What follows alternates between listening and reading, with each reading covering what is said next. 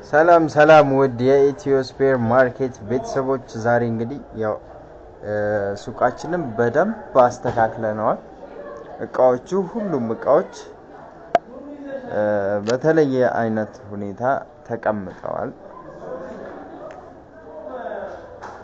አቀማመጣቸው ይሄንን ይመስላል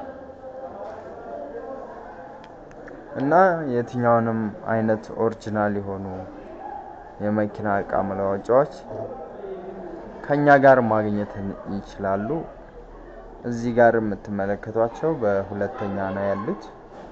እነዚህ እንዳለ ከዚህ ውጭ ያሉት ኦሪጅናሎች ናቸው።